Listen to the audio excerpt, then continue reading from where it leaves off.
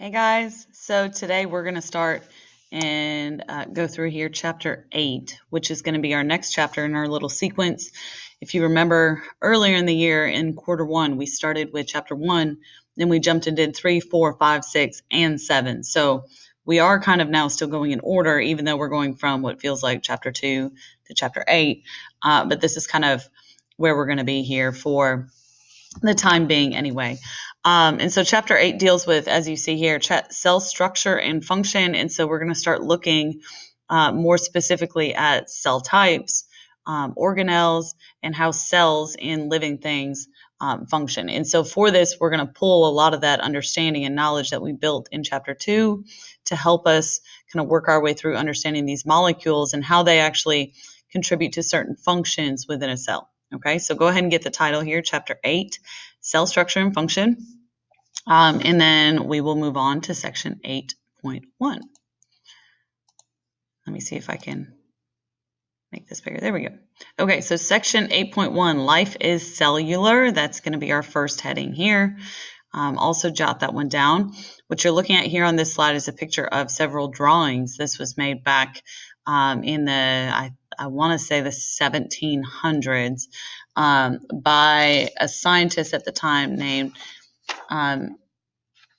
Anton von Leeuwenhoek. I was about to say Anthony. That's not right. Anton von Leeuwenhoek. And he was one of the contributors to something that we call the cell theory, which is actually where we're going to be starting here in this chapter today. All right, so learning objectives that go along here with this chapter, there are 3 of them. Explain the main points of the cell theory, which, as I said, is where we're going to start. So we're going to look at that first. We're going to look at microscopes a little bit. I may have some interactive things we can do online with those, especially for those of you that are at home and are doing this all digitally this year. And then we're going to compare prokaryotes and eukaryotes, also known as prokaryotic and eukaryotic cells. So hopefully some of this sounds familiar to you. Hopefully a lot of this is going to end up being some review of 7th grade. So here we are on the first slide, the cell theory. On this slide and on pretty much every slide for this section, I would recommend you write pretty much everything down. There's nothing that I'm seeing as I'm looking at my notes pages here that would be something that we could leave off, okay? So this section itself is not very long, but there is a good amount of information and important information that you're going to want to make sure you capture. So here, in terms of the cell theory, there were many different scientists that contributed to what we currently know about cells, or what we consider, this process of discovery. The cell theory was something that was created based on their efforts, and this was a theory that developed over the course of 200 plus odd years.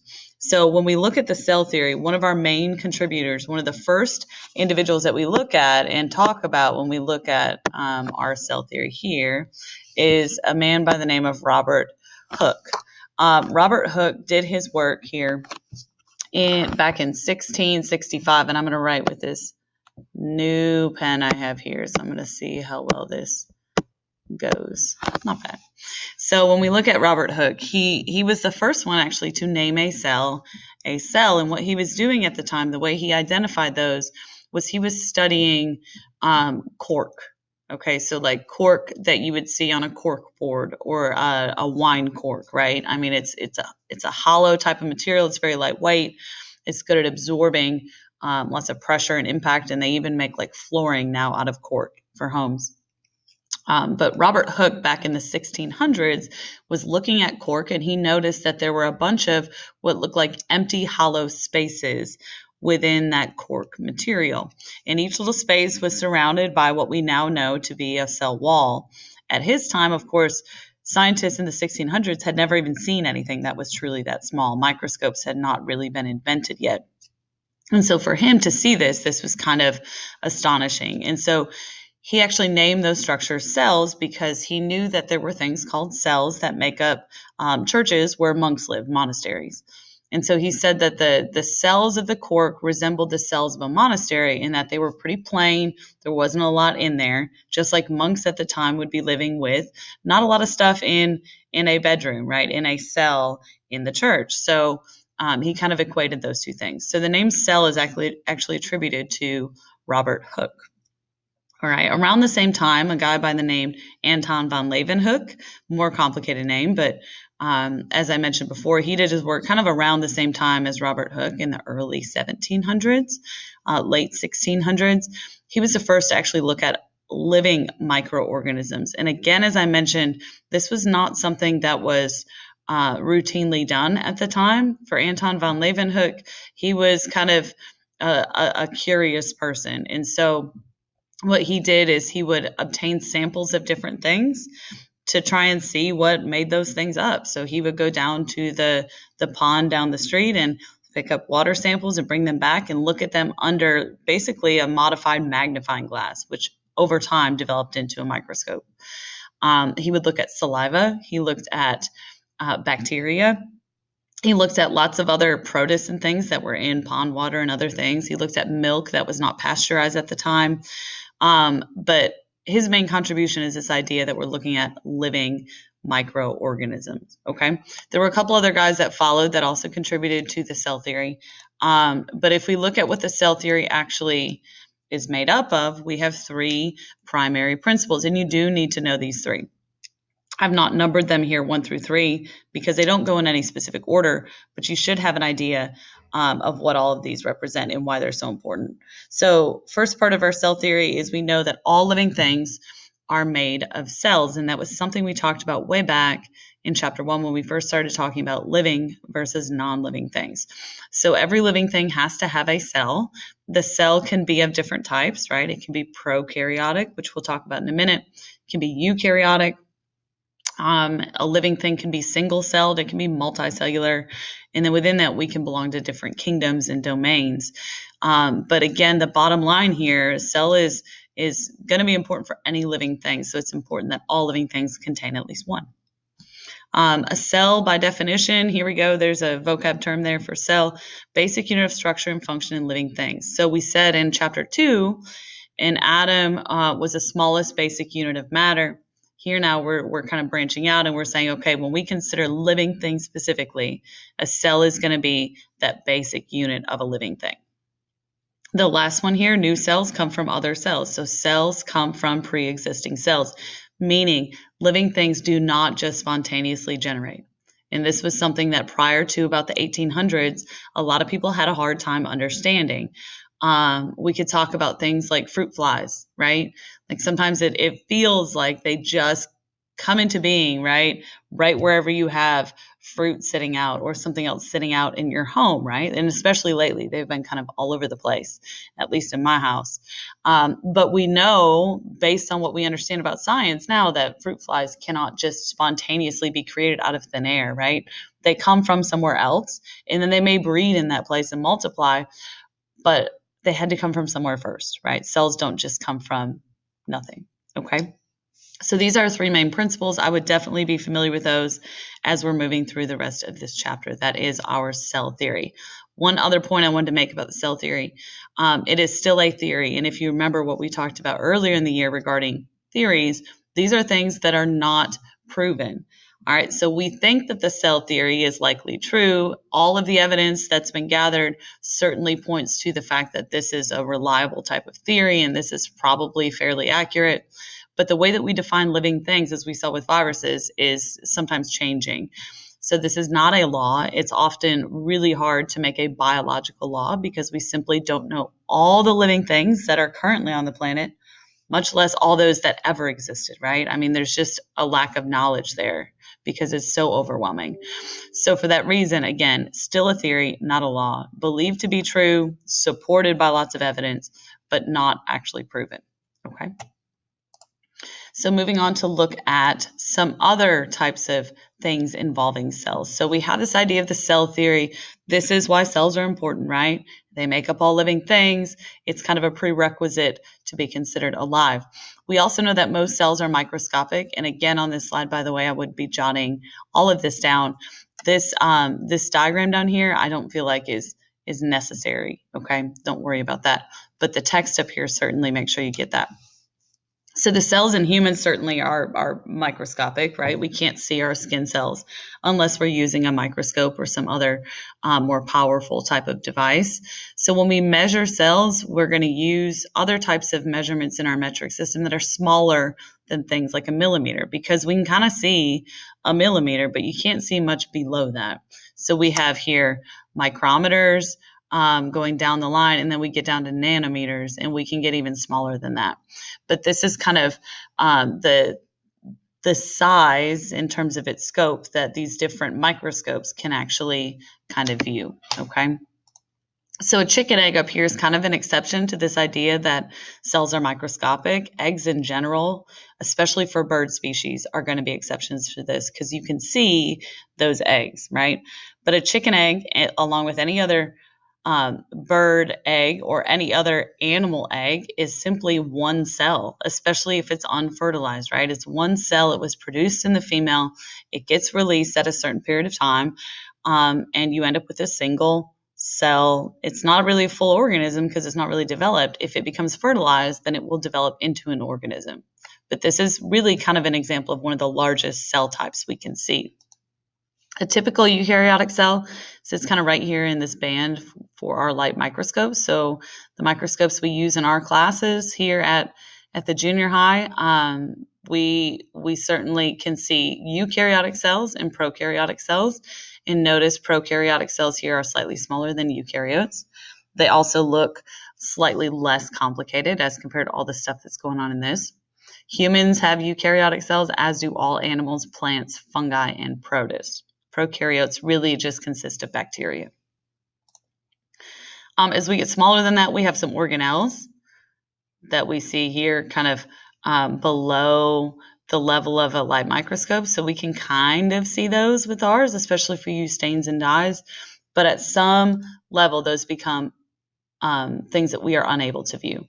Viruses like the cold, the flu, COVID, those all sit down here below the power of a light microscope. So even if we wanted to in our classrooms, we don't have the ability to view those things here. We have to use something more powerful that can view things at a smaller level, which is called an electron microscope.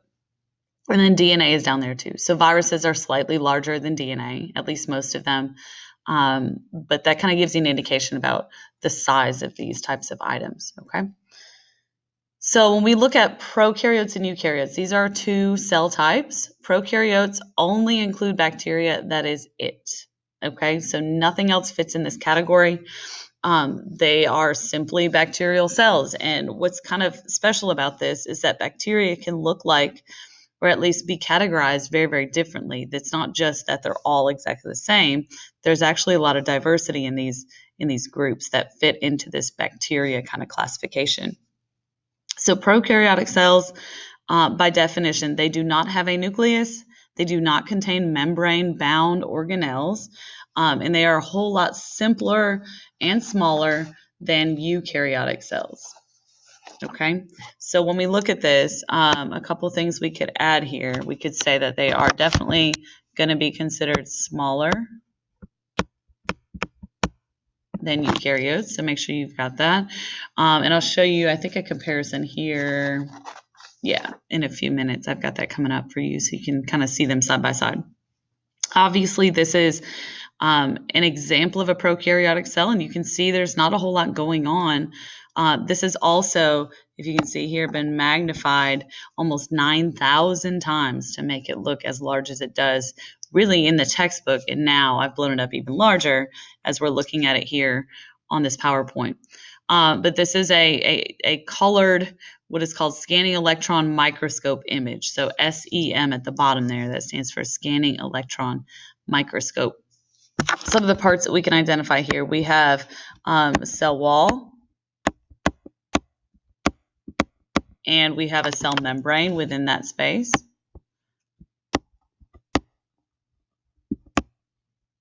All right, we have a cytoplasm, which is kind of the gooey jelly-like material that we find floating on the inside of a cell.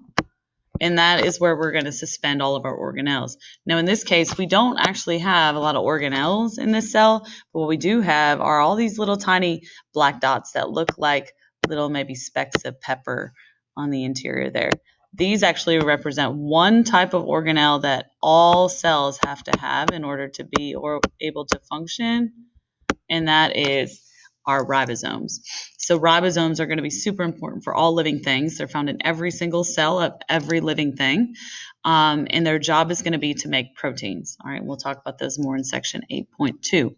But truly what we see here in a prokaryotic cell is, again, cell wall, membrane, cytoplasm, and then ribosomes. And then within that cytoplasm space, we've got a lot of different molecules that kind of float around there. But these are super simple, okay? Much more so than what we're about to see on the next slide. So when we look at eukaryotes in comparison to prokaryotes, first of all, again, I've got another image that here has been colored or dyed in a certain way so that we can see certain structures sticking out. But you can already see how much more complicated this becomes, right? I have several different colors here. I have things that look like maybe they're holes in this cell. I have different types of structures, maybe it looks like different materials that make these things up. And certainly this is going to be larger than we see in a prokaryote, if only to accommodate all the stuff on the interior. So as I said before, eukaryotic cells are animal cells, plant cells, fungal cells, and protists. And if you forgot what a protist was or never quite understood what that meant, those are algae and yeast and amoeba and other types of kind of smaller, mostly sometimes single-celled organisms. So eukaryotic cells, the idea that biologists currently kind of hold with this is that they came from prokaryotic cells where one that was slightly larger might have absorbed another prokaryote, and all these organelles came from that kind of absorption process, okay? They're much more complex because they have all these organelles, and they're much better in terms of organized reactions, meaning within a eukaryotic cell, we have specific locations, specific organelles that do specific jobs. Whereas in a bacterial cell, it's all kind of just happening in the cytoplasm together. So ideally, then, this makes being a eukaryote or having eukaryotic cells slightly more beneficial, if only because things occur more easily, okay? So two things eukaryotes have that prokaryotes do not have. The first one listed here is that eukaryotes have a true nucleus, which is going to be very important. Okay, and the nucleus, as we'll see, is what's going to be what we consider the control center, the brain of the cell. Here I've got that it just simply stores DNA, and we'll talk about it a whole lot more this year as we get into looking at DNA on a more close level. In addition to that, the second defining feature of a eukaryotic cell is that they contain membrane-bound organelles. And this piece right here is going to be super important, that each organelle is surrounded by its own membrane, which is similar in structure to the cell membrane. Sometimes when I say membrane-bound, I feel like there are students that say, okay, well, that means that it's bound and it's stuck in the cell membrane. And that is not what this implies. So when we say membrane bound, what that means is that each tiny little organelle, like here, this little guy has its own little membrane that surrounds it right there. And that little membrane plays a role in separating what's out here from what's on the inside of that actual organelle, okay? So it's kind of delineating, it's defining each organelle, and it's providing it a specific place. It's kind of like the walls in a building define specific rooms, right? That's the idea. So membrane-bound organelles have those defined kind of places, whereas in prokaryotes, having simple ribosomes doesn't confer any of this membrane-bound kind of quality. So ribosomes are really kind of the only exception here. These are the only organelles that do not have their own teeny tiny little membrane, okay? So if we look at our cell here, we have a couple things I can identify. This big piece right here in the middle that looks like it should be super important is what we call the nucleus, because again, it is super important, the nucleus. The nucleus, again, stores DNA. The nucleus plays a role in transcription and translation. Two things we'll come back to a little bit later. This here that I highlighted as a membrane-bound organelle is our mitochondrion. And if you remember anything about that, a mitochondrion is responsible for doing cellular respiration or creating energy to be used by the cell. We also have what look like these little holes here in my cell. These are actually vesicles, and their job is to transport materials around in the cell and also out of and into the cell. We have centrioles and centrosomes here. I would have a cell membrane here on the outside. Notice it's not real like structurally sound. It's kind of jaggedy, and that's because it's a membrane and not a wall. I know just by looking at this that this has to belong to something that's an animal or is animal-like because it lacks that cell wall, and also because it's kind of spherical in shape. Okay, plants would not look like this. They would be more box-like, and they would have cell walls, as would fungi. Okay. So looking at kind of a comparison here, if we put them side by side, and you can see my plant cell here that I just said would be kind of box-like. Notice the rigid wall on the outside. But plants and animals are both eukaryotes, and you can see for most of them, they share a lot of organelles here in common in terms of shape and numbers and so on. This one here for the plant cell, this larger, what looks like a bubble, this is a vacuole, and its job is to store water for the plant. So it becomes more important there. Animals still have a vacuole. It's right here. It's just super small because we don't need to store water like plants do. But if you kind of pay attention here to the size comparison, right? My prokaryotic cell is much smaller, much simpler than what I'm seeing with my eukaryotes when I kind of sit them side by side.